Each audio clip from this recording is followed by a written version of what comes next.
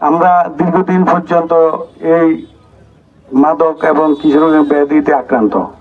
আমরা ইতিমধ্যে গত 26শে জুলাই আমাদের বিভিন্ন প্রশাসনিক কর্মকর্তা আমাদের সাথে উপস্থিত ছিলেন। আমরা মাইজদি হেডকোয়ার্টার ডিসি অফিসের সামনে আমরা এই কর্মসূচি পালন করেছি।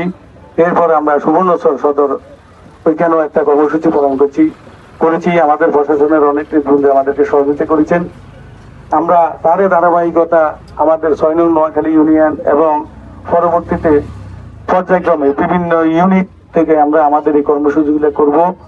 এবং এই মাদকের কারণে আমাদের বিভিন্ন জায়গায় স্বামী স্ত্রীর ডিভাইড এবং অনেক কর্মকাণ্ডগুলো এই মাদকের কারণে চুরি ডাকাতি রাহাজানি, ওই যে আমাদের প্রশাসনিক কর্মকর্তা এক ভাই বলেছেন যে কিশোরগঞ্জ থেকে শুরু এই কর্মকাণ্ডগুলো, এটা সত্য কথা। আমি গত 3 দিন আগে অসুধি ইউনিয়নের 7 এবং 1 নং ওয়ার্ডের স্বামীর ওয়ার্ড হল 7, স্ত্রীর ওয়ার্ড হল 1 নং ওয়ার্ডে 2 বছর বিবাহ বন্ধনে তাদের আবদ্ধ। ভাগ্য নির্মম পরিহাস, মাদকের সাথে সম্পৃক্ত কারণে স্ত্রী বাধা দেওয়াতে তাকে মারধর বিভিন্ন সময় করে একটা পর্যায়ে তাকে ডিভোর্স দিয়ে দিয়েছে। এমন এক অসহায় পরিবার, তার একটা বাচ্চা সন্তান আছে। দুর্ভাগ্য, মানে এটার কোনো প্রতীকের ভাবা যাইতেছে না। আমি প্রশাসন বাইদের দৃষ্টি আকর্ষণ করতেছি, শুধু আমরা নোয়াখালী ইউনিয়ন না, পুরা নোয়াখালী জেলায় আপনারা যদি আমাদেরকে বলেন, যদি আমাদের সহযোগিতার প্রয়োজন মনে করেন, আমরা সর্বোচ্চ আপনাদেরকে সহযোগিতা করব। যেহেতু আপনাদের সংখ্যা অনেকে কম, আমাদের সংখ্যা, আমরা জনবান্ধব, জনগণের সাথে আমাদের সম্পর্ক, সবাইকে নিয়ে ঐক্যবদ্ধভাবে আমরা আপনাদেরকে সহযোগিতা করব, এই পথটা আপনাদেরকে দিতে পারি। এবং আমাদের প্রতিটা ইউনিটে আপনাদেরও জানা আছে, আমাদেরও জানা আছে কারা মাদক সেবী এবং ব্যবসায়ী নামকরণ হয়েছে ডিলার। এদেরকে আইনের ফাঁকে ধরা দিলে এরা কোনো না কোনো ভাবে বাইরে হয়ে যায়।